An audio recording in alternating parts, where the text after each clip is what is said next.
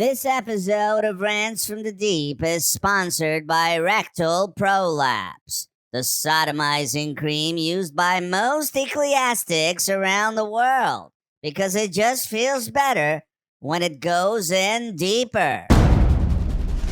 For the past 2 decades, the Roman Catholic Church has been in the spotlight, plagued by a child abuse problem it hasn't resolved. It's been a global reckoning, spanning dozens of countries. When it comes to bullshit, big time, major league bullshit, you have to stand in awe of the all-time champion of false promises and exaggerated claims, religion. As surely as I'm speaking by the Spirit of God, that is a word for a person right now. That is God penetrating your heart. It's burning on the inside of you, and you need to make a vow of faith of $1,000. I'm sorry if anyone here is Catholic. I'm not sorry if you're offended. I'm actually sorry just the fact that you're Catholic. It's gotta be one of the most ludicrous fucking beliefs ever. Like these vampire priests sink their twin fangs of guilt and sin into you as a child and suck your joy of life out of you the rest of your fucking existence. Oh, I'll just hold on to my money because, there's hardship. Be careful. The safest place you can have your money is invested in your bank account in heaven.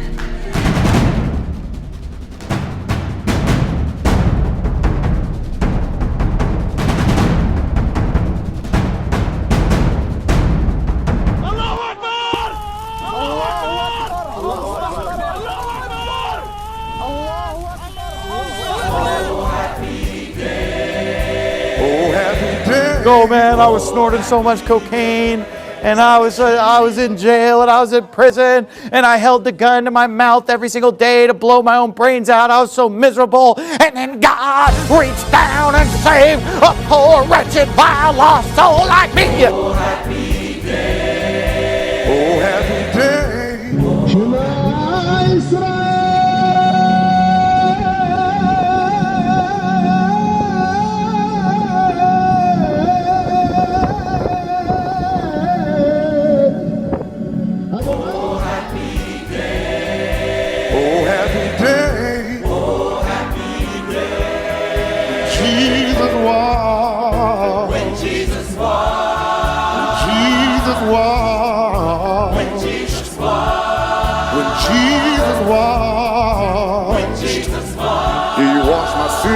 Away. Oh, happy day. Yeah. Oh, happy day. Good day, everyone, and welcome to my podcast. I'm your host, Brad Deep, and you're listening to Rants from the Deep. Today's episode, the second of season 1, is titled Religions, Pigeons, and Perversions. Now, before I go on, I just want to tell you how you can help this podcast remain afloat so it doesn't sink to the bottom of the ocean forever. You can donate, just like you would at your local church, but I won't promise to turn your water into wine or walk across your swimming pool. However, I can assure you that none of your donations will fund any colon commando crusades or pederasty scumfests for fudge-packing pedophiles. And when I say donate, I'm not talking about money. I'm aware that you're solicited hundreds of times a day for your hard-earned cash. And with food and rent prices going through the roof, you should keep your money. All you really need to do to help is spread the word. That's all I really ask of you. It's simple and free, and all it takes is a few minutes of your time. You can post the episodes you like the most on social media and tell your friends about them and the podcast. That would mean more to me than any cash donations.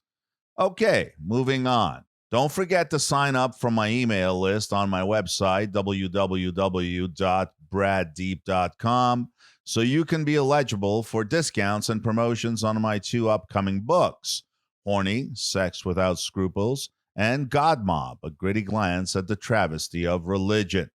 Finally, before I begin, I want to be clear on something.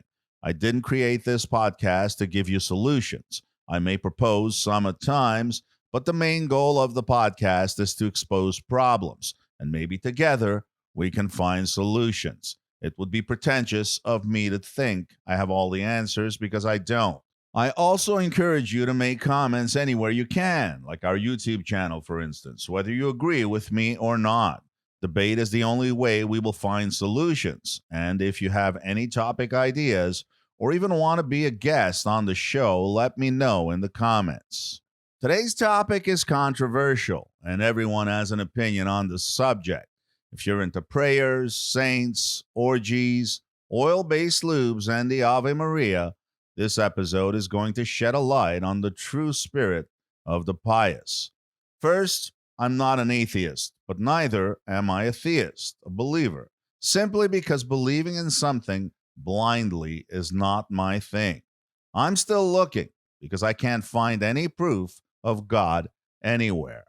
Now, I'm not talking about theoretical proof. I'm talking about tangible proof. One can say God exists because of how ethereal and pristine nature is, or how complex and intricate the human body is, and only a creator could be responsible for such marvels. But that's not proof. It's supposition or assumption. One can assume God exists for these reasons, but one can never claim he knows for sure that God exists, because no one knows for sure, even though many people claim they do. I don't know if he exists, but if I had to choose one answer over the other today, I would have to say he doesn't exist. Anyone who pretends to know for sure if God exists or not is either a liar, deluded, brainwashed, or a profiteer. Remember, as soon as someone thinks he knows the truth, that's when it becomes dangerous, because he stops searching and begins to preach. And preaching, my friends, is thinking you have all the answers. Hence the reason why, since the beginning of time, people have committed immeasurable atrocities in the name of religion and God. Atheists can't prove God doesn't exist, and theists can't prove he does. That's the only fact I'm sure of, even though I tend to believe he doesn't. Until proven otherwise, I will continue searching. But please, prove me wrong. Okay, moving on. So, let's ask the first question. Who is God? Does anyone really know? I know I don't, because I'm being honest. When I hear people say they met God and it changed their lives, I almost have a seizure that makes an epileptic look like a meditation guru skilled in the art of anapanasati. Usually, these people are misguided, indoctrinated, dogmatic, or in some cases, born again after committing some sort of heinous crime, and now, suddenly, they repent because they met God, or as they say, they let him into their heart. I'm getting carried away here, going off into tangents, so why don't we start from the beginning? Creationists believe that the earth is young and that every organism we see today is the same organism God created thousands of years ago, that humans began with Adam and Eve, and we are distinguished from all other species by the soul that God bestowed upon us. The first words in the Bible state that God created heaven and earth, and that earth was without form, and that darkness was upon the face of the deep, and that the Spirit of God moved upon the face of the waters, and then he spoke. He finally said something. He said, "Let there be light." But how do we know this? I mean, who was there? For these to be the first words in the Bible, someone must have heard God say this. Who was it? Was someone there? I don't think so, because according to the Bible, the first man was Adam, and the first woman was Eve. And when God said, "Let there be light," Adam and Eve had not yet been created. Maybe God wrote it somewhere, and it was inserted into the Bible later by one of the writers. Some people say God wrote the Bible, but I doubt there were any printing presses during those days. I'm already confused, but let's keep going. If you believe in the Bible, you believe that Adam was the first man and that Eve was the first woman. Then you also believe they had children together, and that those children, who were brothers and sisters, had incestuous relationships so they could have more children. This was inevitable since Adam and Eve were the only two other people on earth at the time. Besides the children having incestuous relationships between themselves, What's to say that Adam and Eve didn't have sex with their own kids to jumpstart the process? This sounds like one big happy perverted family, if you ask me.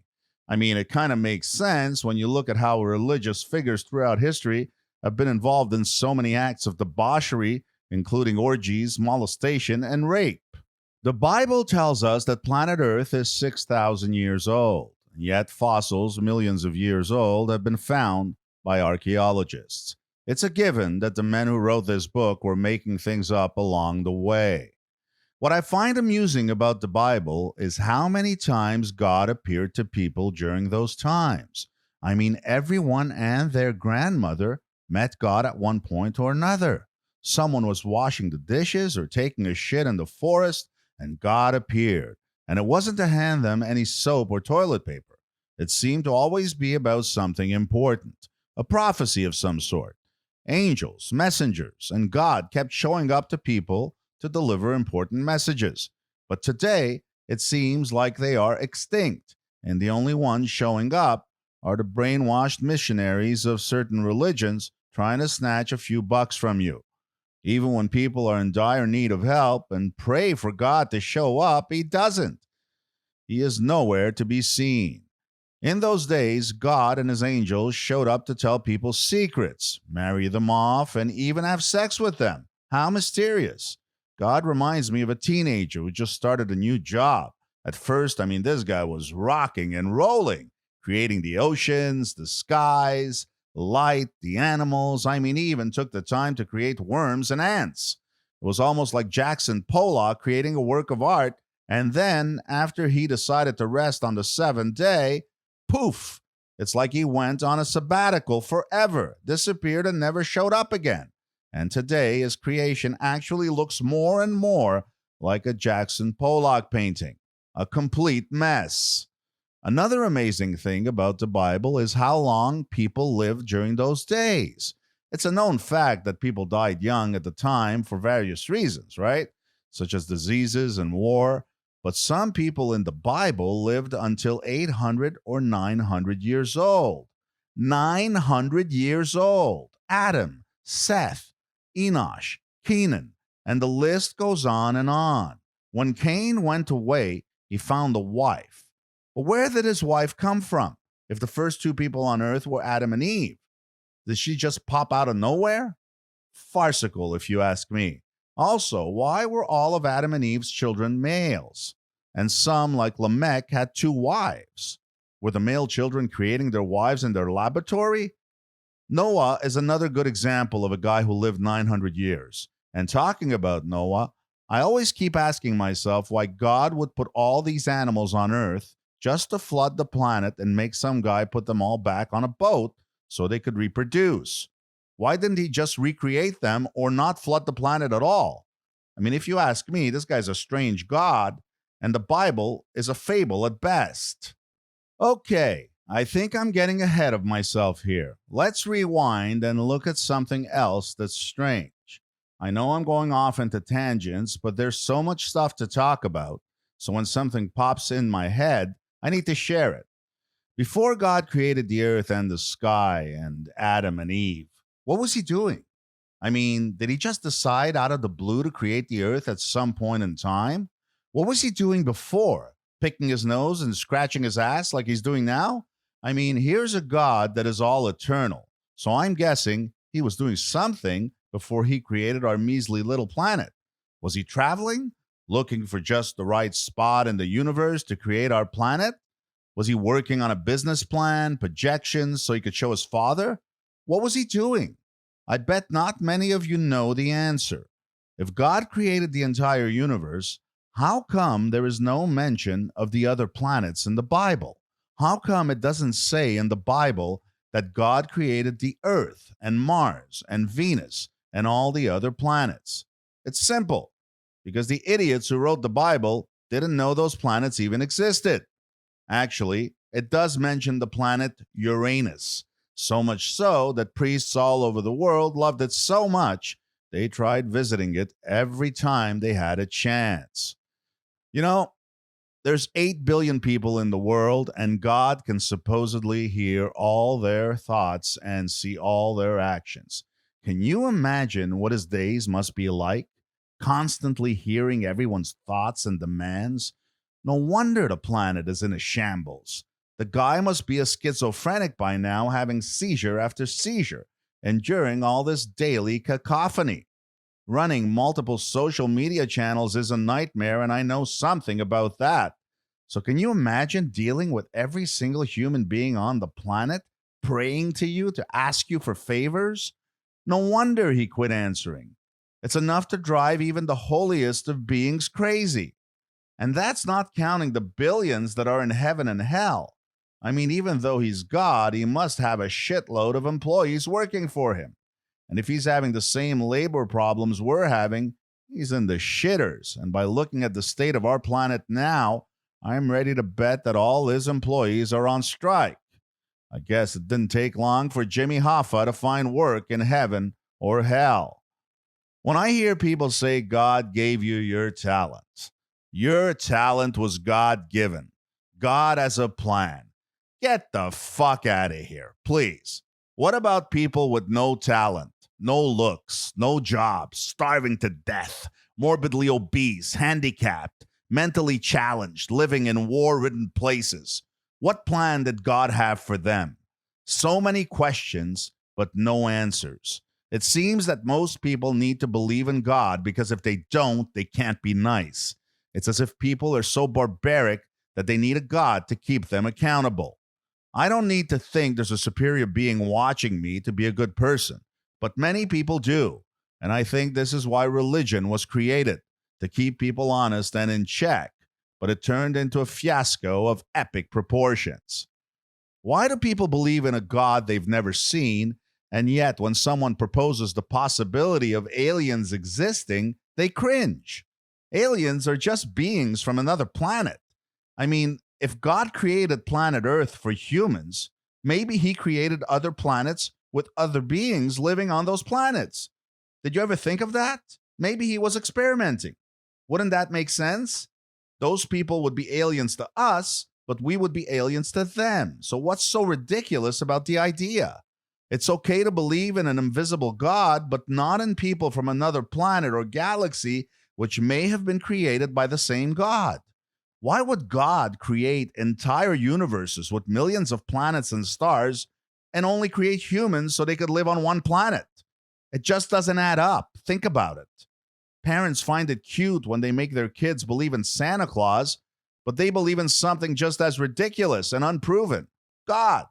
You know, a lot of people believe in God, and yet everyone knows that magicians are tricksters, that magic isn't real, except the magic Jesus performed when he came on earth to save us according to the New Testament. But isn't believing in God and magic kind of the same thing? If someone says they believe in magic, people are going to call them idiots. What about the whole water and wine thing? Wasn't that magic? Lazarus, raising someone from the dead. I mean, that was over the top, David Copperfield, out of this world magic. When a magician pulls a rabbit out of a hat in front of small children at a christening or a birthday party, it's a trick, right? But at least the magician can back it up. If a priest tells the children at the same party that he's going to pull a rabbit out of a hat, the only rabbit he pulls is out of his pants. I just wonder how most people can go through life believing in something like God and never ask questions, or at least look at the concept of God more objectively, with an unbiased eye, instead of accepting everything that was taught to them blindly. How they can just take it for granted because their parents told them so is beyond me. I just love it how Christians tell people how God has a plan for everyone. But when someone commits a crime or goes off the beaten path, then we have free will. I mean, you can't have it both ways, folks. You can't have the cake and eat it too. Either God has a plan for you or he doesn't, and you have free will. Which one is it? Make up your mind. Besides, what is this plan God has for everyone? That's 8 billion plans. That's a lot of plans. Is it a business plan with multiple milestones to reach and cash flow projections? Judging by the state of so many countries on the planet, I think the cash flow projections went out the window. If he has a plan, then why does God allow certain women who don't want children to have them, and women who are desperate to have children unable to have them? How does the plan work when millions are slaughtered in massive genocides, religious wars, or when children are murdered, raped, killed by the thousands? When some of the most evil people on the planet in the last 2,000 years have been religious missionaries in the Catholic Church, it makes you wonder about God's plan. Is there a plan for killers and rapists, or is it free will? If God has a plan for everyone and he wrote the 10 commandments, and one of the commandments is thou shalt not kill, then how come so many people kill? And to make matters worse, many of the people who have killed others throughout history were religious, pious, and God-fearing, and yet they massacred and annihilated entire populations. Religious wars have killed more people than disease and famine and poverty combined. What's going on in Israel now is a perfect example. Two different religions believing God is on their side, showing no mercy for their enemies. These are the adults supposed to raise their children to be good people. I won't get into the conflict now because there's too much to cover, but I will discuss the entire Israeli-Palestinian conflict in the episode Migaza es Sugaza sometime in November. Okay, I got to catch my breath here. When I hear people say a family or an individual didn't die because God intervened or because they prayed to God, then let me ask you, how come God didn't intervene during the Holocaust or the Inquisition or the Armenian genocide?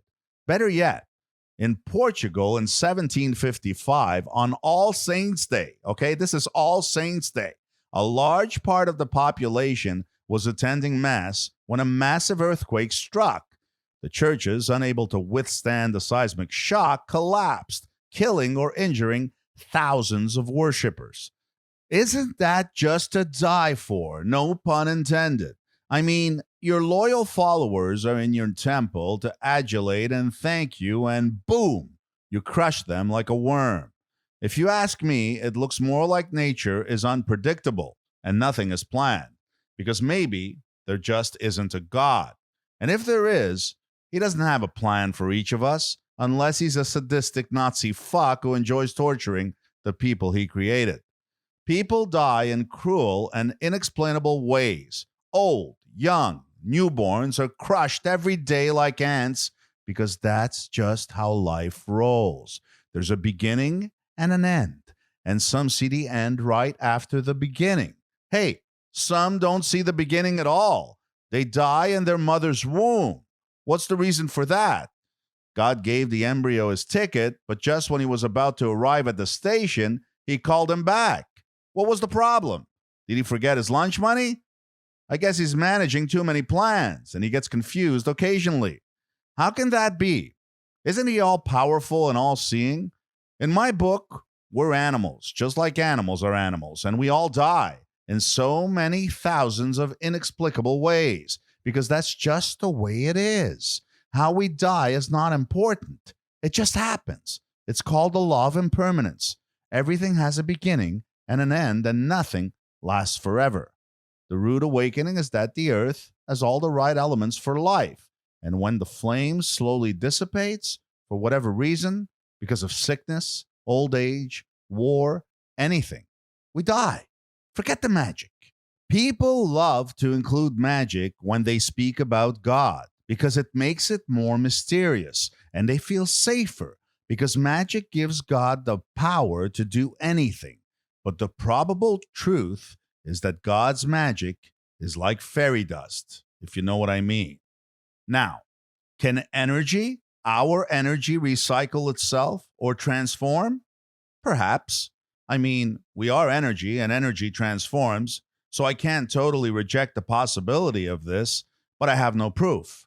People like to believe in heaven because it's comforting. Seventh-day Adventists believe in a heaven paved with gold and angels playing the harp. Literally. How insane is that? It makes people less afraid of death, I guess. I mean, if they really believe this, what are they waiting for? Take the next train to heaven. When athletes raise their hands to God after scoring a goal in a soccer game and to thank him, or making them win a race or a game, or they pray to show gratitude as if God watched their game and made them win, It's ludicrous. Most finals and championships are played on Sundays anyhow, and that's when God rested, so he's probably napping on most of those days.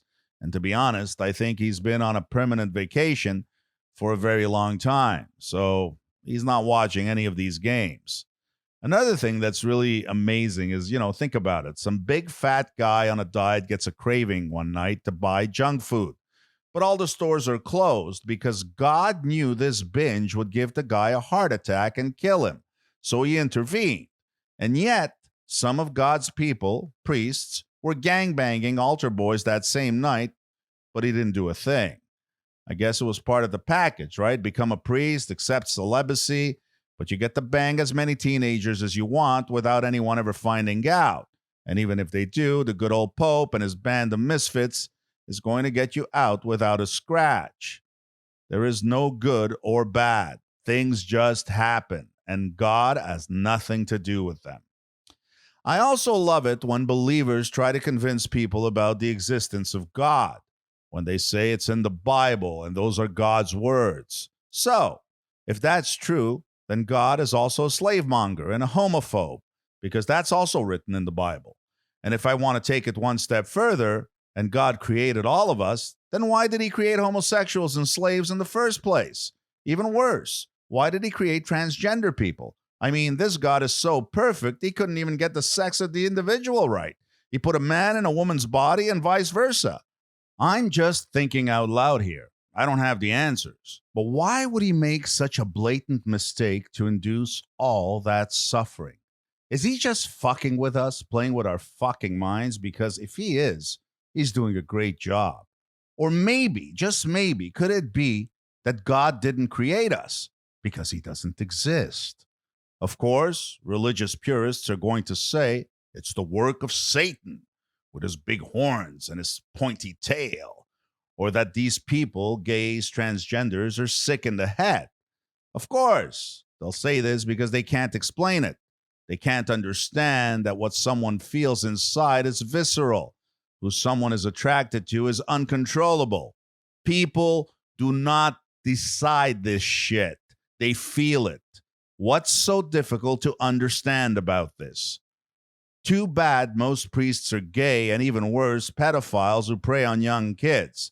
How's that for suppressing healthy sexuality?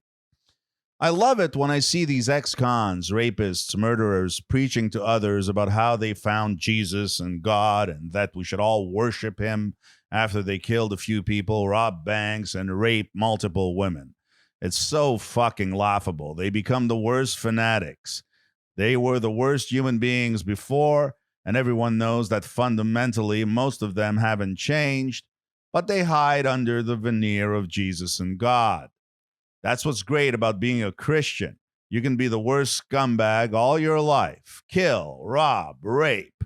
But if you accept God on your deathbed, you, my friend, are going to heaven. According to the same sick doctrines, if you're a great person all your life and you help people and you're loving and caring, but you don't believe in Jesus or God because you're an atheist, you're going to rot in hell. How more manipulative and accommodating can a religion get? When COVID hit the world like a ton of bricks and vaccines became available, so many believers I know rushed to get their doses. It shows a lot of faith in God. I mean, if he's protecting you and Jesus says in the New Testament that he will answer all your prayers if you ask, then what are you afraid of? It's like the Pope riding in his bulletproof Pope-mobile when he goes on tour.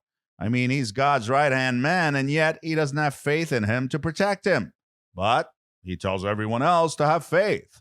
If you believe in God and that Jesus will answer your prayers, just like it says in the New Testament, why do you consult a doctor when you're sick?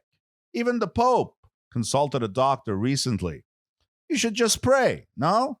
And you'll be cured, the same way Jesus cured the lepers and the blind when he came on earth 2,000 years ago. And if you say God has a plan for you, even if you get sick, it's because of his plan, right? So why do you even try to cure yourself? Why don't you just see where the plan takes you? Or are you going against God's plan? I know, I've been bashing theists since the beginning, but they're not the only guilty ones. Atheists who claim they don't believe in God always thank him when they're having sex. Oh my God, God, that feels good. Oh man, God, Jesus Christ, it's amazing. Why is that? I mean, if you're going to be an atheist, you can't do that sort of thing. It's just not right. Leave God out of your bed if you don't believe in him. That's the right thing to do. Okay, so I guess after talking about God for the last few minutes, it's only appropriate I speak about his only son, the one he sent on earth to save us. Actually, he's the same guy because the supernatural is a key ingredient when it comes to God and his son, simply because magic is much easier to justify than facts, except when you're a magician. It's part of the formula. I'm talking about the son who was born of a virgin because an angel had sex with his mother and then told a carpenter to marry her even though she was already pregnant. What's confusing here is why didn't God do his own dirty work? Why did he send an angel in his place? I mean, Zeus banged everything that moved and didn't care. I guess it's because of the entire Holy Trinity mumbo-jumbo, and that God is Jesus and Jesus is God. And if he impregnated Mary, his future mom, it would be extremely cringeworthy if you ask me. So he sent Angel Gabriel to do his dirty work, so Jesus could eventually save the world. Besides the fact that the Jesus story was preceded by so many similar stories, such as Horus, who was also born of a virgin, had 12 disciples, walked on water, delivered a sermon on the mount, performed miracles, was executed besides 2 thieves, rose from the dead, and ascended into heaven, there is no definitive physical or archaeological evidence of the existence of Jesus. There's nothing conclusive. Horus is an Egyptian god. Did he exist? Probably not. And the same goes for Jesus. Don't get me wrong. It's a beautiful story, and it has some merit, because Jesus was sort of like a rock star in those days, a rebel who went against the values of the evil establishment at the time, such as the Sanhedrin and the Romans. He criticized the Pharisees for paying a great deal of attention to outward ordinances and actions that would make them appear righteous, but they were not as concerned with actually being righteous in their hearts, like most religions, of course, and that's why he called them hypocrites, and they hated him for it. I mean, this guy rocked in the story, of course. I'm a big fan of the Jesus character, and if I lived when he was around, I would have probably been fighting by his side. But I'm also a big fan of Sinbad and Tarzan and Perseus. It doesn't mean they existed. Jesus looks like a rock star in the same vein as Robert Plant or Ian Gillan. If you buy the Catholic version of Jesus, of course, you know, the blonde hair, blue-eyed hipster calling out the establishment. What's ironic is how Jesus was such a cool guy going against the church of the day, calling them hypocrites, and yet the church of today is exactly what Jesus was against. I mean, if Jesus really existed, he was definitely an anti-conformist, an iconoclast, and would frown at how churches and their members, mostly the Vatican, have behaved throughout centuries. So, if you read the Jesus story in the Bible, how can you adhere to anything the church says or does today? It just doesn't make sense. If you think he was having a bad day at the temple when he came charging and yelling at those merchants, overturning their tables and telling them they had transformed his house of prayer into a den of thieves, he would be enraged today, seeing how the church and these sanctimonious self-appointed messengers of God revel in a life of deceit and debauchery. How these preachers and tele-evangelists use his name to defraud thousands of naive people of their money, raking in millions of dollars every day. I don't want people to think I am putting the existence of Jesus on trial, because I'm not. It would be great if Jesus was really the Son of God and existed, but there just isn't enough proof. Besides the Gospels and the letters of Paul, sources for the historicity of Jesus include the writings of Jewish historian Josephus and Roman historian Tacitus, who both lived shortly after the time of Jesus and wrote about him and his followers. But once again, We're not talking about eyewitness accounts of Jesus and his miracles. Both Josephus and Tacitus mention in their writings that Jesus was crucified. And even if we accept this as a fact, it doesn't prove by any stretch of the imagination that Jesus was the Son of God or God himself. People crucified at that time were a dime a dozen. Your vomitorium membership expired and you barfed outside, they crucified you. You jumped in the sack with your neighbor's wife, they crucified you. You peed on the sidewalk because you were drunk, they crucified you. So crucifixion proves nothing. Jesus and the apostles were shit disturbers. They performed in front of large crowds, like big bands perform today. In the 1980s, there was KC and the Sunshine Band. And back then, it was JC and the Divines. Why didn't Pontius Pilate write about him? I mean, he's the one who convicted him, or Herod, or Caiaphas. None of the important people who met Jesus at the time, who judged him, the people in the New Testament, none of them wrote about him. Isn't that strange? Even if it had been in a negative way, stating a lunatic named Jesus claimed he was the Son of God, and that's why they had him crucified. Would have been a good start. At least we would have had something tangible to fall on about his existence and his claim about being God. If he performed so many miracles, I'm sure some important Romans or Jews would have witnessed them and wrote about them. But there's nothing of that nature in any writings. What's even stranger is why Jesus doesn't just come back and stop all the speculation by delivering proof once and for all. I mean, if you can hear me, Jesus, it's time for the second coming. I've been hearing about the second coming since I was born, and I'm still waiting. I mean, so many religions have been preaching the second coming, but it's not happening. The Christians witnessed the first coming, the Adventists are waiting for the second coming, and the Jews think he's never coming. I remember these two old ladies knocking at our door on Saturday mornings when I was a kid. They were Jehovah's Witnesses telling us about the end of the world. This cult predicted the end of the world 1 million times. Every 2 years, it was the end of the world. And guess what? We're still here. Most people these days don't realize that over 100 Gospels are known to scholars. For some, there are complete copies, some partial, some only in fragments, and some by name only. People think that the 4 Gospels included in the New Testament were chosen as the most accurate accounts. But it's not the case. They were chosen because they most closely adhered to the story that the evolving Christian religion wished to present. They were in fact written by professional scribes no earlier than about 50 years after Jesus died. And these scribes were all working from oral traditions that had been circulating for that long. John dates to almost 100 years after Jesus. It was common practice at the time to attribute such writings to famous people, such as the original apostles. According to many critical scholars, the Gospels were written by Christians decades after Jesus died, by authors who had not witnessed any events in his life. Another person who changed his life because he claimed God appeared to him was Paul. He was on his way to Damascus when he had a vision that changed his life. Apparently, God revealed his son to him. More specifically, Paul says he saw Jesus, though a passage in the Bible states what he saw was a blinding bright light.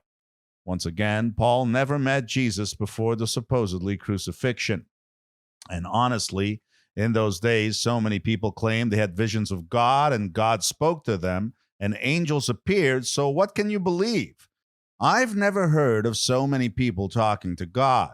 I guess there were less people around in those days, so he was more available. But try getting a meeting with him today and tell me how it goes. So far, Jesus sounds cool and modern and supposedly progressive. But was he progressive? You see, I have a problem with Jesus recruiting only men to become his apostles. Why? Even worse, the only woman he brings along for the ride is a whore, a prostitute. I mean, this guy is the Son of God, so why isn't he an equal opportunity employer?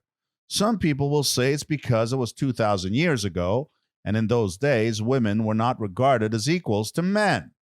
I don't care what period of history it was. This is God's Son we're talking about. There is no period here. He was righteous. God should have been an equal opportunity employer from the get-go. He doesn't need to evolve because he's perfect. Now, I'm not blaming Jesus here simply because he is a character in a well-written narrative of the times, meaning his character is a victim of discriminating behavior.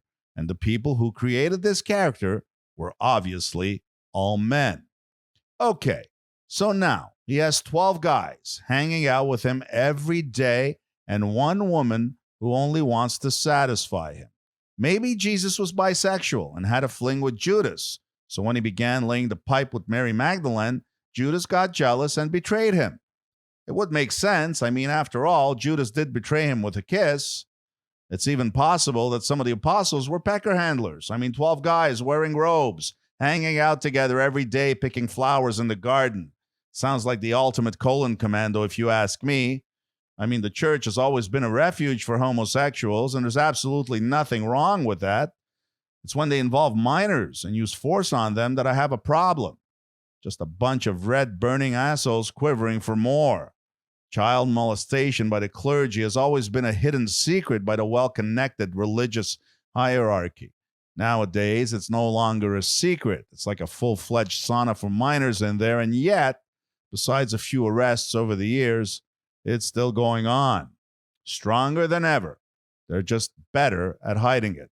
Okay, I'm veering off a little here. Let's get back to Jesus for a moment. Let's be honest, homosexuals and trans people have probably existed since the beginning of time. So there's a possibility that some of the apostles were gay, and perhaps one or two felt like they should have been born a woman. But they couldn't peep a word about it at the time, or they would have been castrated, tortured, and crucified. Why did God send his son in the first place? Why wasn't it his daughter? Why is God referred to as a man? Italians refer to him as il signor, which loosely translates to sir or mister, which implies he's a man. Why is that? Why is he referred to as a man? The reason is very simple. Men controlled everything during those times, and women were submissive. So it's only normal that God and Jesus were personified as men, since other men wrote the story. There's nothing more to it. Does it mean that God didn't exist or doesn't exist? Not at all. And that's why I'm still looking for answers, because so far, whatever has been presented is flawed, to say the least. No one has ever seen Jesus except for some lunatics, liars, con men, scammers, and delusional people. But 2.5 billion people around the world believe he's the Son of God. That's almost 1/3 of the world's population. I would love to have this many people listening to my podcast. So, these 2.5 billion people have never seen him, but they believe in him because they're told to have faith. That's probably the word Christians use the most because it's the only way they can finagle themselves out of a jam when someone asks them to prove the existence of God and Jesus, and they get stumped. When they can't answer anymore, they tell you to have faith. This makes me wonder. It makes me wonder if they went to the bank one day to withdraw funds and the banker suddenly told them that they couldn't withdraw any funds, that the funds were still there, but they could not see or withdraw them, that they just needed to have faith that the funds would always be there. How would these people react? It would strangle the banker, right? Religion tells you to have faith and that God is there helping you the entire way, but you don't see him or any results, especially if your life is shitty, and for most people it is. So what would you do if your banker would tell you your money was safe at the bank, accumulating interest, but you couldn't see it? You would only see it when you died if you believed it was there. I don't think anyone would accept such a ridiculous explanation from their banker, and yet they accept it when it comes to God. Have you been bamboozled? Probably. I mean, think about it. This Jesus story happened 2,000 years ago. Do you know how many conversations are lost in translation after just a few months? Can you imagine how many times this story was doctored? No wonder there are so many versions of the Bible. Another thing that cracks me up about Christians, especially those fundamentalist Christians who live in the American Bible Belt, is how much they despise Jews. and yet their leader was a Jew. The Nazis were Christians and hated Jews, but their spiritual leader was a Jew. How ironic is that? It sort of reminds me of the character Pino in the movie Do the Right Thing by Spike Lee. Pino is so racist and hates black people, but when Mookie asks him to name his favorite singer or baseball player, they're all black. But Pino tells Mookie that they're not black. He means they're black, but not the same kind of black. I guess this is the reasoning these Bible bangers in the USA and the Nazis used to justify their adulation for a Jew, even though most of them hate Jews. In the end, whether people believe in God or Jesus is not important because they're not the problem. If they're good people and they want to pray to Jesus and it doesn't hurt anyone, I don't have a problem with it. I'm not here to shit on Jesus because Jesus isn't the culprit here. The culprit is religion. Whether Jesus existed or not is irrelevant because religion is and was evil, regardless of his existence. My real beef is with religion, and that's why this episode is titled Religions, Pigeons, and Perversions. Religions because they take control of people's lives. Pigeons because the minions who follow these religions are like pigeons, easily fooled. And perversions because the church is where some of the biggest gangbangs in history have taken place and still do today. Religion, now there's one evil motherfucking concept I have a problem with. I've spoken about God and Jesus, but the real crux of this episode is religion. And I can't cover everything in this episode, but if you get on my mailing list at www.braddeep.com, you will be notified when my book, God Mob, A Gritty Glance at the Travesty of Religion, is released. Okay, moving on with the last part of the podcast, religions. Religion is fascinating because it's the only business that can sell a product the customer hasn't seen.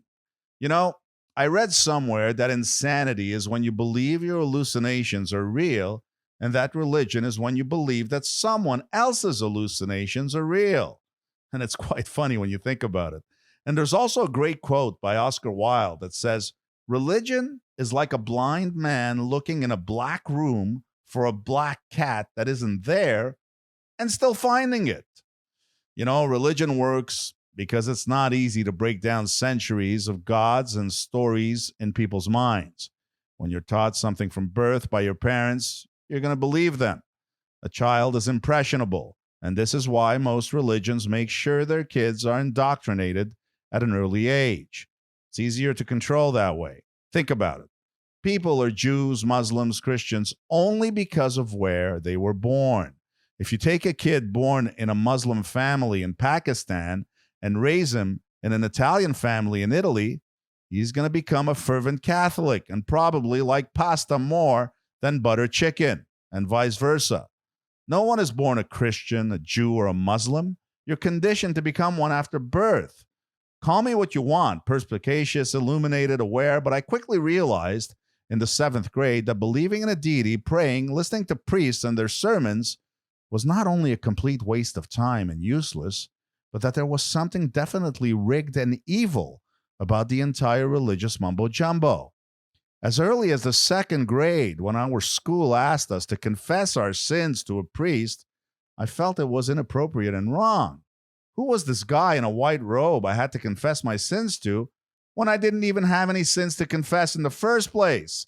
I was 7 years old. It made you feel guilty, even though you weren't. But that's how religion works and controls people, through fear and guilt. All religions have one thing in common: to divide and conquer, persuade people to follow their dogmas. It's easier to rule that way.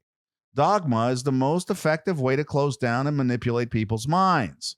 Religions use cancerous emotions like fear and guilt to control us, and it works on most people. People belonging to major religions such as Christians, Muslims, and Jews call other religions cults. For instance, Jehovah's Witnesses or Mormons or Scientologists. And they are cults, don't get me wrong, but I call them tier 2 cults, meaning they're established and well-known, make a lot of money for their leaders, and are not questioned as much as a guy on his ranch with 200 or 300 adepts like David Koresh or Jonestown. But Christianity, Islam, and Judaism are also cults. They've just been around for so long with their far-reaching tentacles spreading all over the world that they are now considered mainstream. But don't think for 1 second that they're not cults. If you look closely, most religions have similar stories. A great leader, important followers, miracles, and a lot of suffering. That's because some savvy businessmen figured out a way to make millions of dollars using religion and the naivete of the masses by copy-pasting most of the same rules and doctrines and adding some new elements to make it proprietary. Why reinvent the wheel when you can go with a proven concept? Joseph Smith, for instance, the guy who founded the Mormons, told people he was visited by an angel named Moroni, who told him about a buried book made of golden tablets. Apparently, Moroni prevented Smith from taking the tablets, but God gave him the power to translate them. This story comes from a guy who was accused of pretending to find lost treasures. Ron Hubbard, the founder of Scientology, a science fiction author, once said, "The quickest way to make $1 million is to start your own religion." At least he wasn't a hypocrite about it. The Amish were Protestants who didn't see eye to eye with their Mennonite community, so they broke away from the Mennonites in the 17th century. They chose to live in close communities, farm for a living, and do without many modern conveniences, such as phones and cars. This is typical of so many religions because there are many people who prefer being chiefs rather than Indians. So when things don't go their way, they grab a small group of followers and they found their own faction so they can reap the rewards of the believers serving them. In fact, anyone can start their own religion. It's easy. All you need is a charismatic leader, a few fudge-packing pedophiles, and you're on your way to money, glory, and hemorrhoids. There are hundreds of religions all over the world, but my question is, what religion is God? Have you ever asked yourself that question? Let's assume he exists. What religion does he practice? The answer is simple. He doesn't practice a religion, so why then are there so many religions? Think about it. If you believe in God and you know he or she is there for you, meaning you have a personal relationship with the Almighty, then why do you need to be part of a religion? To gather with other people who believe in the same thing? I get that. But you are serving the preachers and the church by giving your money away. Why can't you just cut off the middleman, pray at home, and keep this relationship between you and God sacred and private, and keep your money? Why do you need to do this within a group? You might think you do because the preachers, the profiteers, need you there so they can rake in the money and satisfy their urges. I'm telling you, religion is big business. People figured this out a long time ago. With an interesting story, some intriguing plot twists and turns, and a little magic, big money could be made.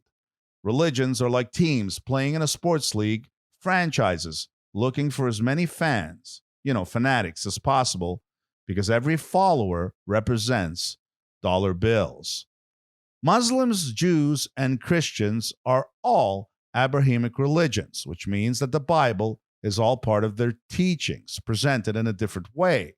They believe in God, Adam and Eve, and the whole enchilada.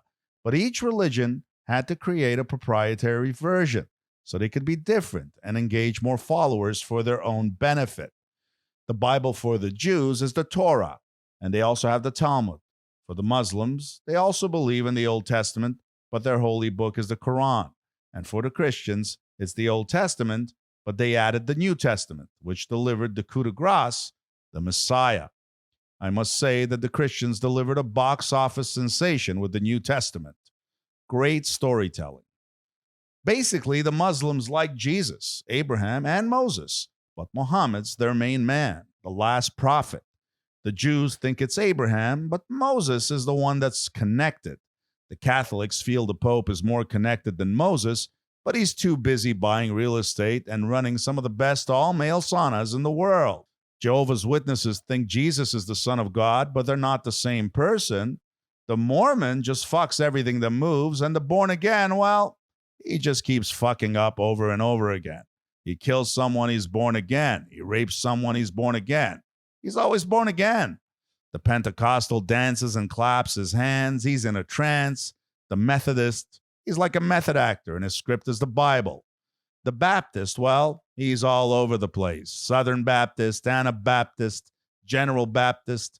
There's even a Kung Fu Baptist, baptizing left, right, and center. When it's all over and done with, you have the blind leading the blinder, with the blindest blinding the blind left behind. Throw in a small dose of aliens, and you have yourself a full-fledged outer space orgy extravaganza. At the end of the day, all these religions have something in common: to control people and make money. Does it mean they're all evil? Of course not. And by the way, I'm not talking about the followers here. I'm talking about the leaders, because in general, the followers of any religion are usually peaceful and do their own thing. They're just naive and gullible and believe everything their leaders tell them. I say this because anyone who starts a religion will gather followers. Even a Chinese guy a long time ago, he started a religion for people who were confused about religion. It was called Confucianism. And if you were confused about religion, they signed you up. All these religions, it's all the same bureaucracy standing between the people and God. In the end, if people want to believe in God or create fantasies in their minds and dress up like it's Halloween every day, as long as they don't hurt anyone, it's all good. But I think I said that already. But I mean it.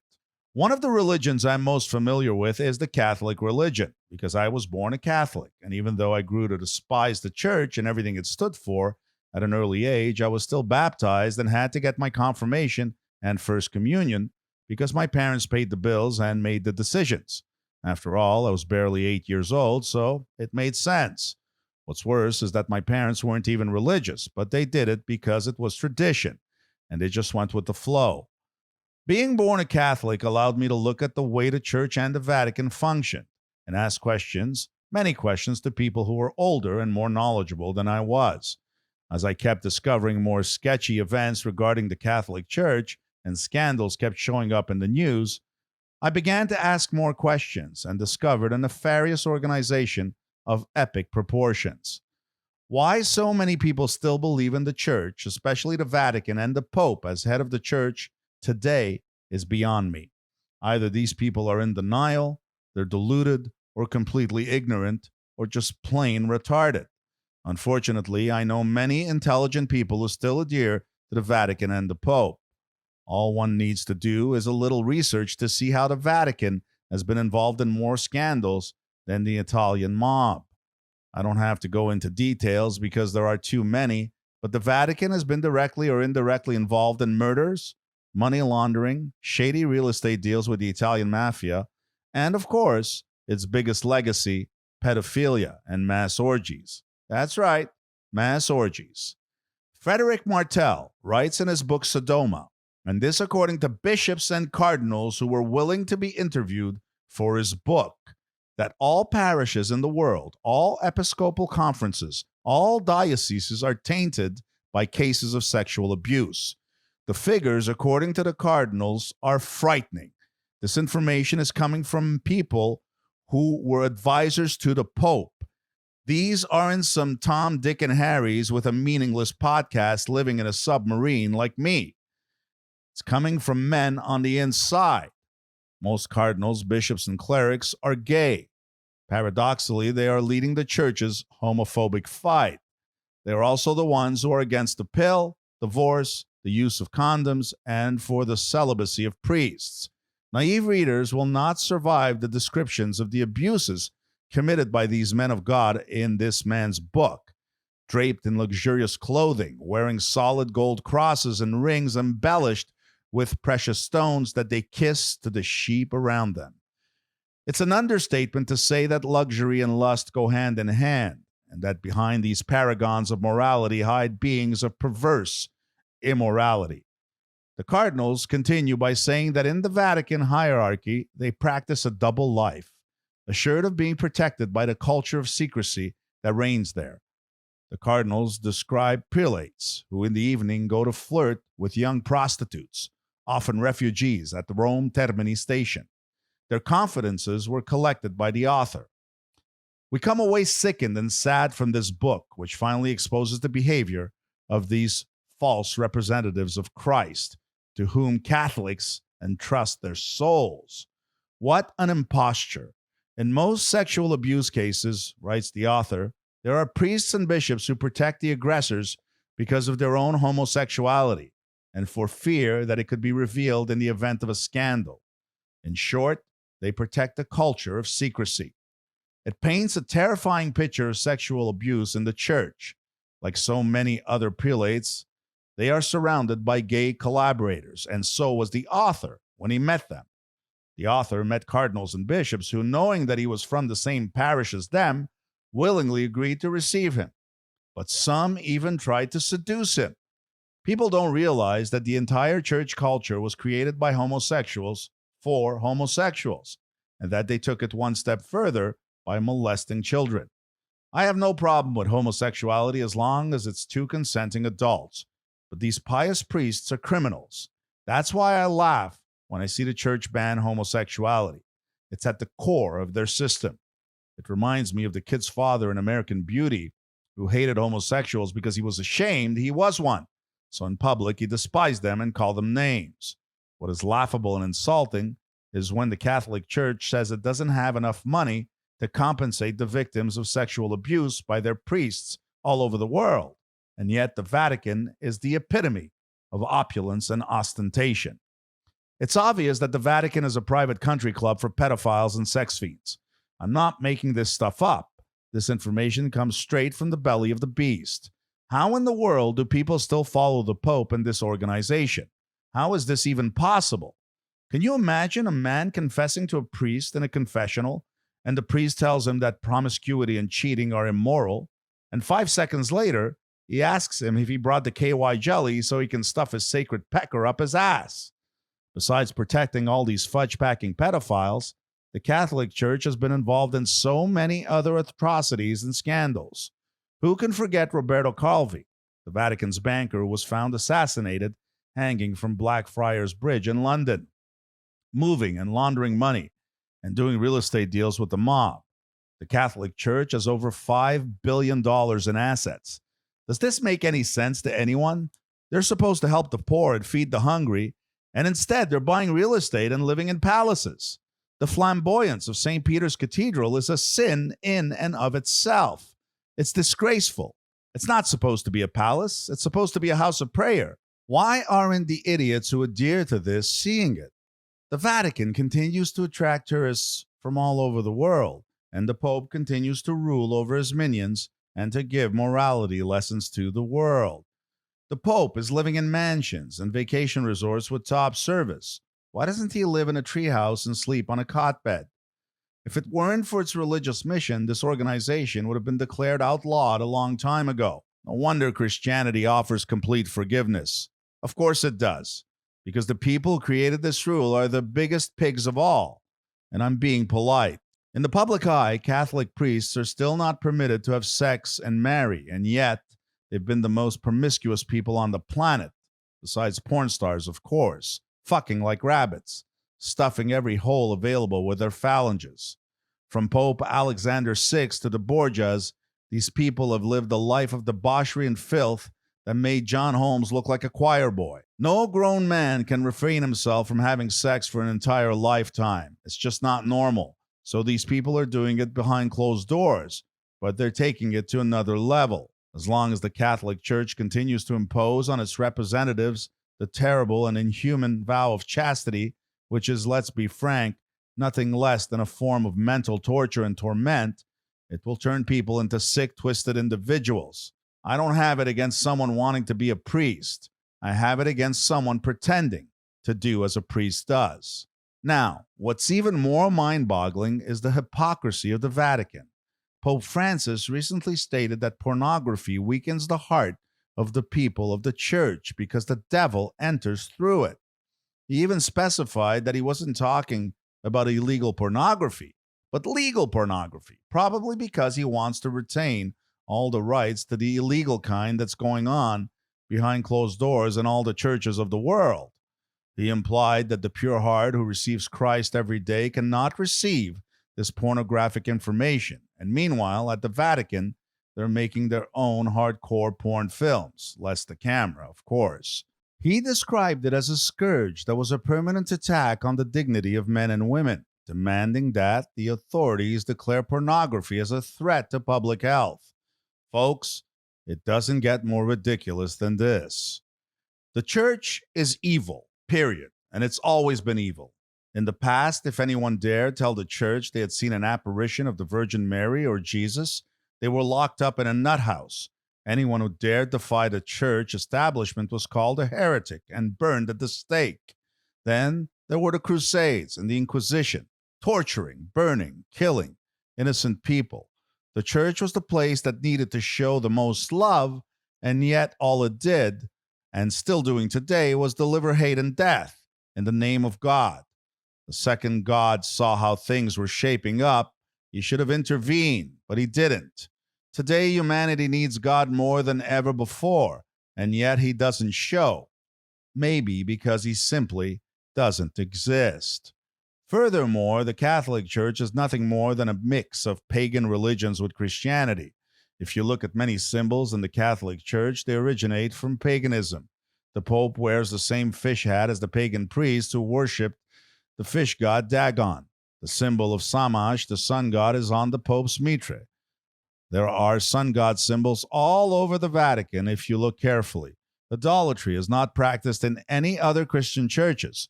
Only the Catholic Church spends hundreds of thousands of dollars to canonize and beatify saints, instead of spending that money to help the poor, which should be their only mission. Another example of the cruelty of the Catholic Church is how religious missionaries infiltrated Aboriginal nations and sold them their Bible so they could steal their lands. The Jesuit missionaries who arrived in New France in the 17th century sought to convert native peoples like the Hurons to Christianity while also instilling European values in them. They told them to turn the other cheek, so when the Iroquois attacked them, they were obliterated, mainly because they were divided by the presence of too many Christian converts. Okay, I had to get some of this stuff out of my system, but today, where does the church stand? Where does religion stand? Why are people still religious today? Educated people, intelligent people. Why? I don't know, and it mystifies me that so many people just don't see it. You want to pray and follow God or Jesus? No problem, but do it on your own. You don't need any church to guide you to God, if you're a believer, that is. Doesn't that make sense? Isn't it enough? Why do people still believe in prayer when it's obvious that it doesn't work? It doesn't work. People pray when their loved ones are terminally ill and they still die. People pray to God for protection and they still die. People pray for good in the world and there's evil everywhere. Okay, hold on. I get it. It's the devil, of course. There has to be a bad guy. And people believe this and they fear the devil. But why do they fear God? I mean, if God is all loving and all giving, why do they fear him? Besides, even if a devil existed, isn't God all powerful and invincible? So obliterating the devil should be a cakewalk for him, don't you think? Why do Orthodox Jews dress up the way they do? Why do other religions wear costumes? I mean, it's not Halloween. Why do these people think what they wear and how they wear their hair and beard will make them closer to God? The reason is they just have more fear. They're afraid. They're so brainwashed from birth that they strongly believe they will go to hell if they don't abide by these over-the-top, insane rules. A nun once told my mom when she was younger that people shouldn't be too educated or else they will lose their faith.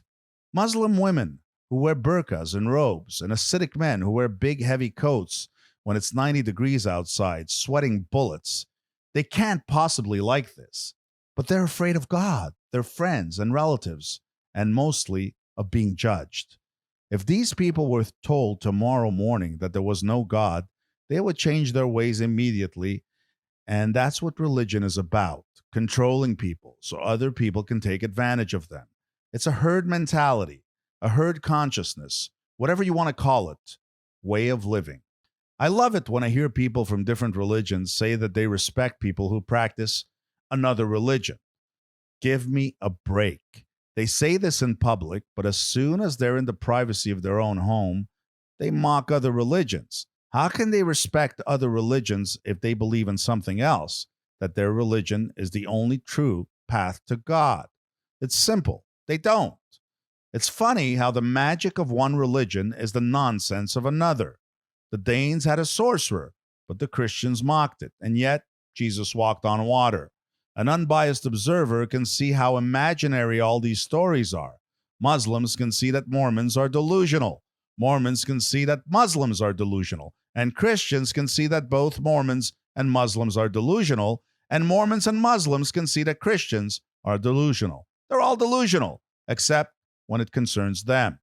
The rabbi thinks he's different than the Ayatollah and the priest from the rabbi. But it's the same thought pattern manifesting under a different dress. And under that dress, they're all getting fucked up the ass. Monotheistic religions state that God is the same God for everyone. So why are they all walking around in different costumes with different beliefs? Don't they know that if God really exists, he's not religious and isn't disguised either? It's common sense. I just finished talking about different religions considering themselves better than other religions. But here's something else that will show you how ridiculous and man-made religion is. Even people who follow the same religion can't get along. The Sephardic and Ashkenazi hating each other. Muslim Sunnis and Shias not getting along. Protestants and Catholics. But that's just the tip of the iceberg, because Christianity has a gazillion denominations. All these different denominations that all believe in God and Jesus, but with their own personal theories, remind me of a large family, say with 8 or 9 kids. All the kids want their parents to believe their story, but out of the 9 kids, they're all making shit up because they're trying so hard to convince their parents. What's amazing about all these religious people hating each other, even when they're from the same religion, is that these people are supposed to be all loving and forgiving. But they're worse than the agnostics and the atheists. All they do is judge and criticize and hate. Does this make any sense? How come it's the most religious people who are violent and crazy and ready to kill in the name of God? Christians killed Jews and Muslims killed Christians and Jews killed Muslims and Christians. What's going on?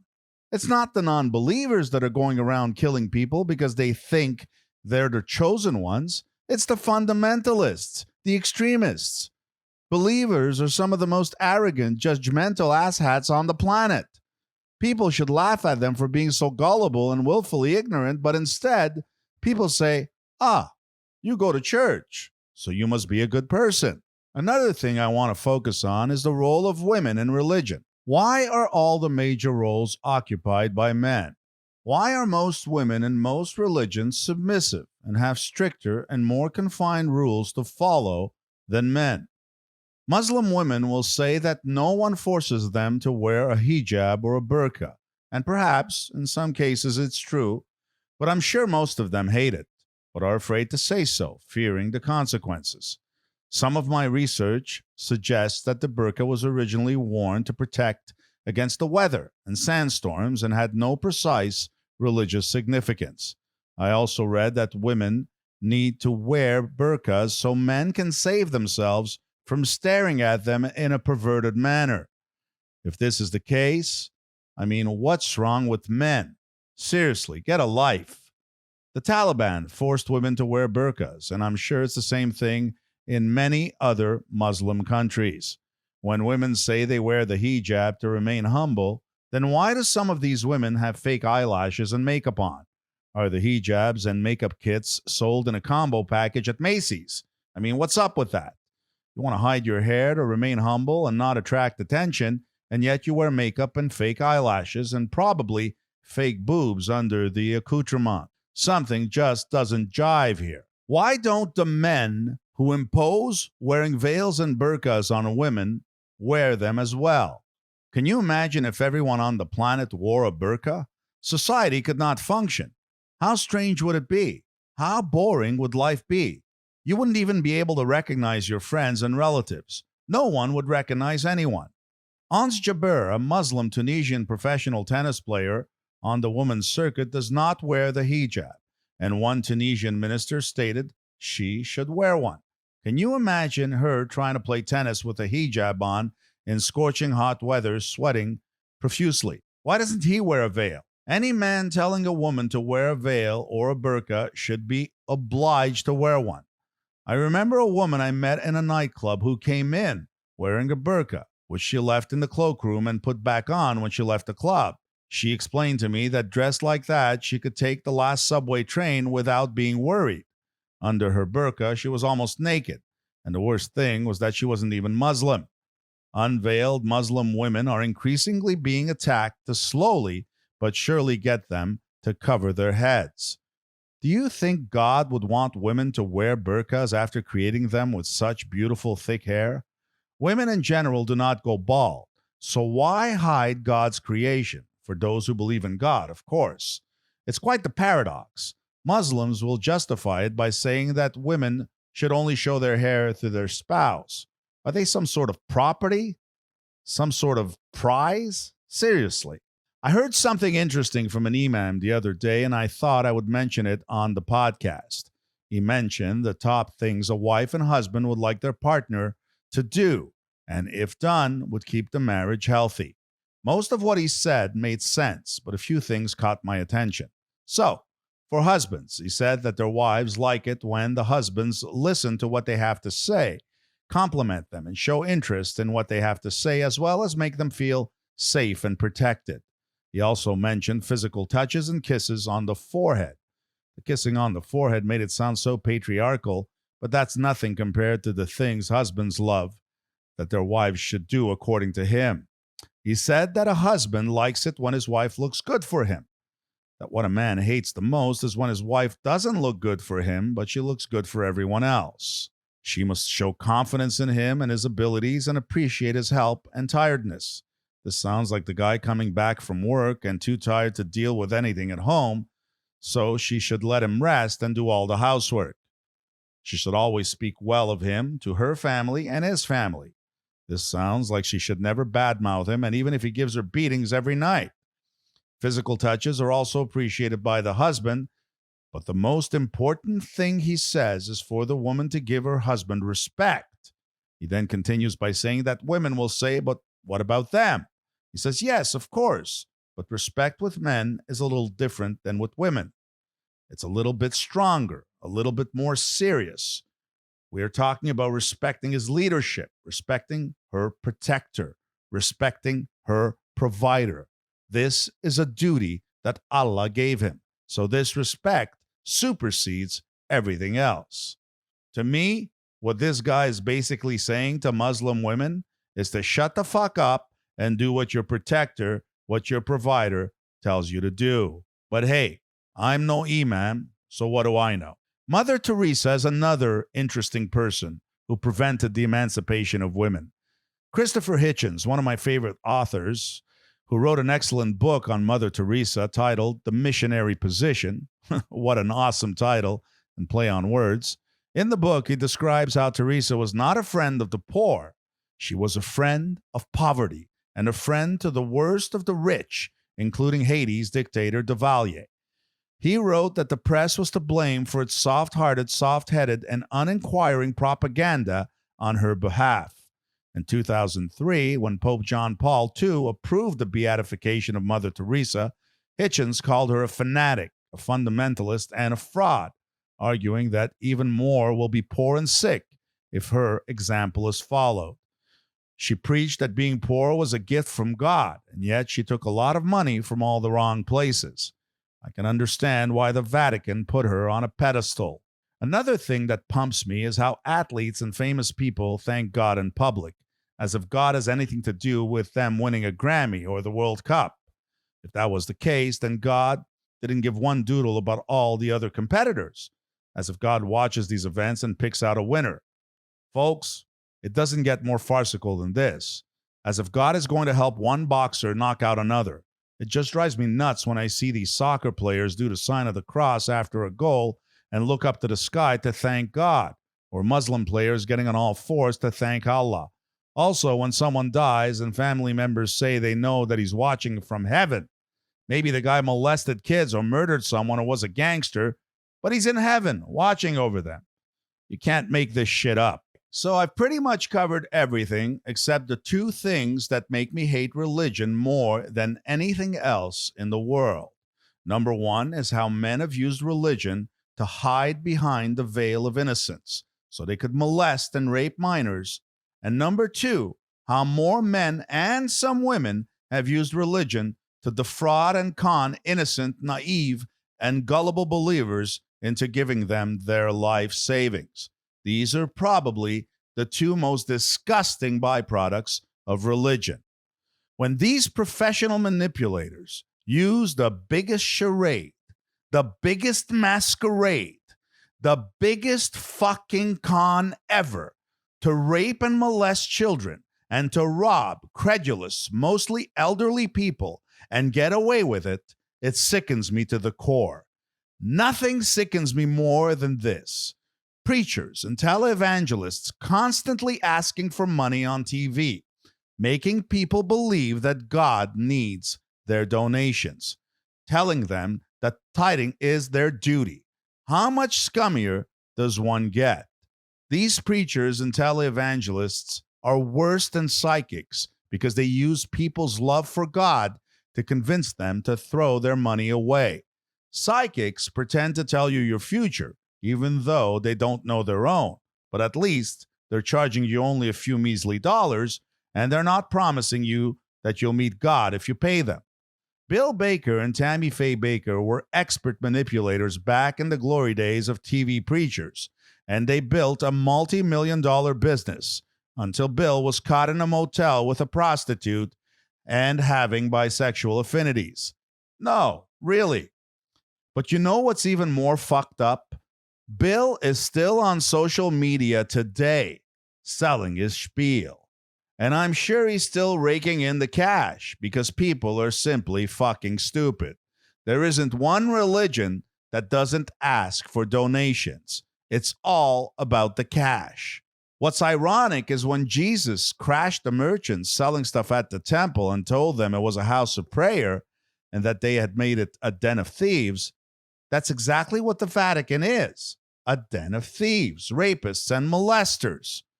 Religion has been a refuge for scammers of all types since the first priest got his first blowjob. Padre Pio, with his fake stigmatas using acid to create them, is adulated and world-renowned.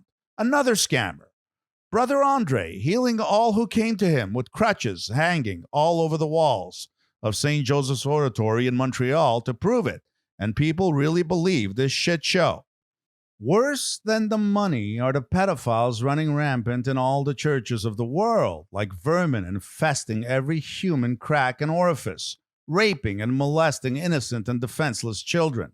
I can't repeat it enough. It makes me sick to my stomach. These children could be your children. That's right. I don't know which is worse, the pedophile priests trying to sodomize minors or the Vatican trying to protect them.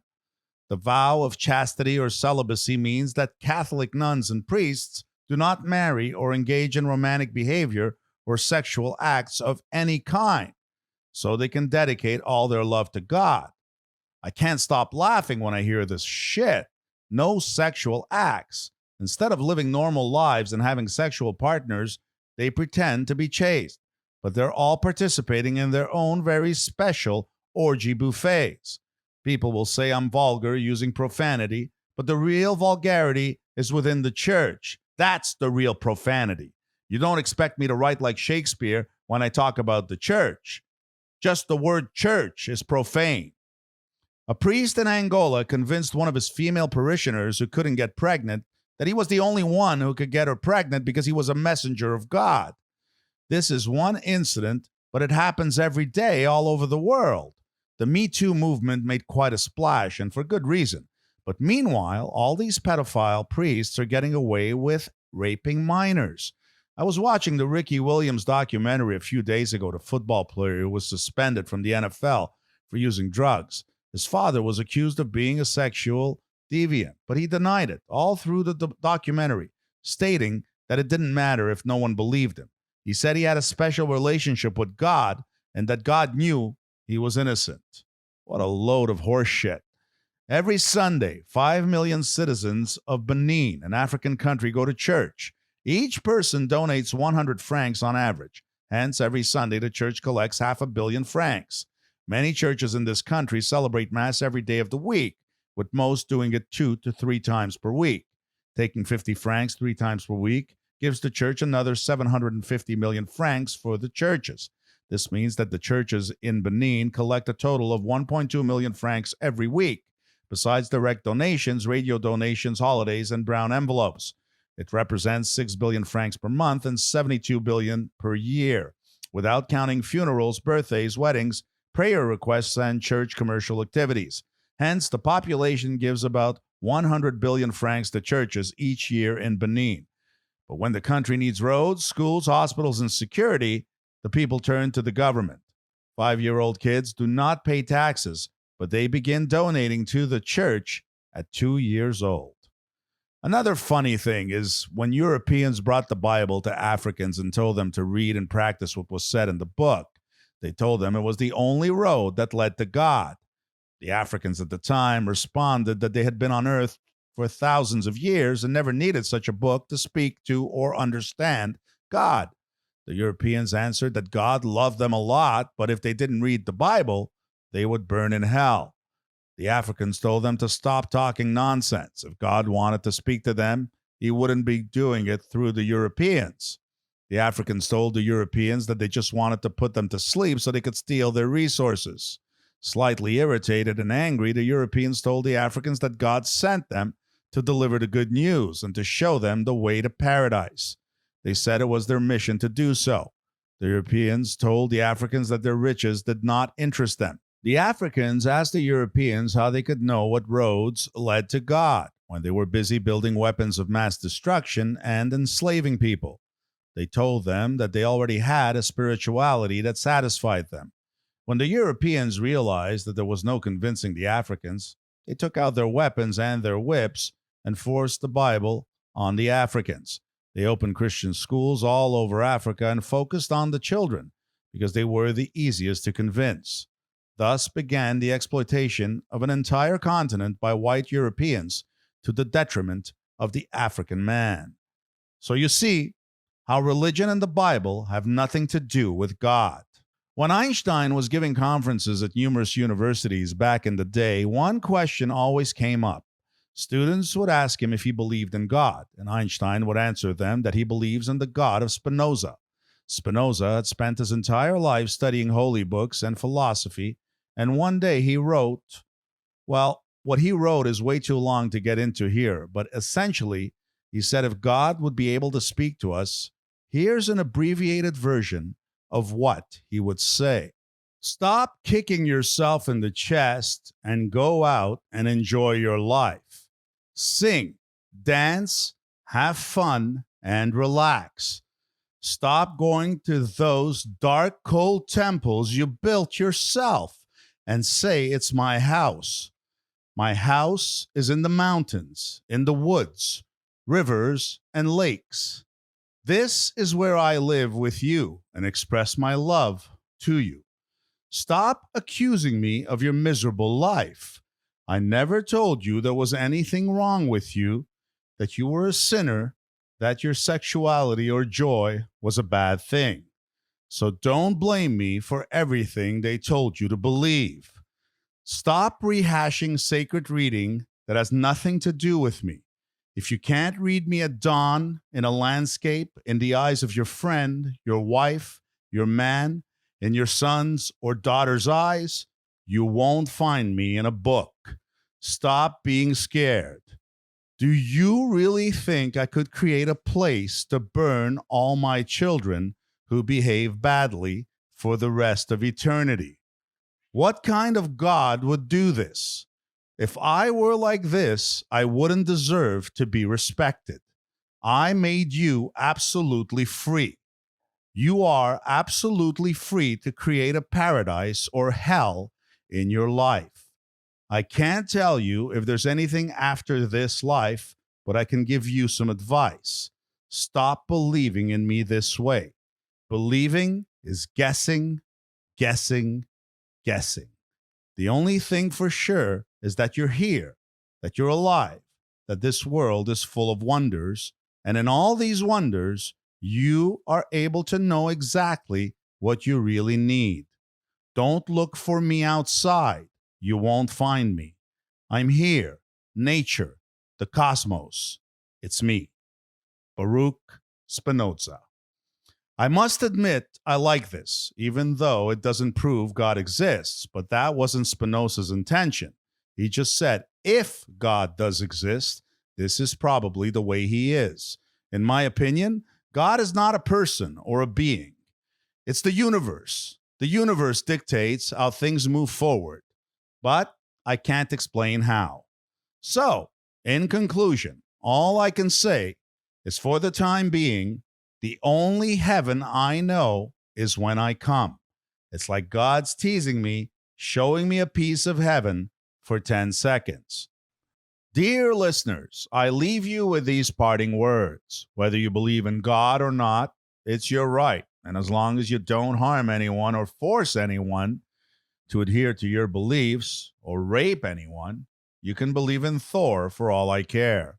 That's my spiel. You don't have to agree with me, but thanks for listening. Go right ahead and give me your opinions and solutions in the comments. It would be greatly appreciated. Don't forget to tune in every Monday at 8 p.m. for a new episode of Rants from the Deep. Now, if you're into transformations, drag queens, parades, and equal rights, the next episode titled Gender Benders will delight you. So make sure you tune in. In the name of the Father, the Son, and the Holy Joke, have a good one. Peace out. I'm Brad Deep, bidding you farewell. And this was Rants from the Deep.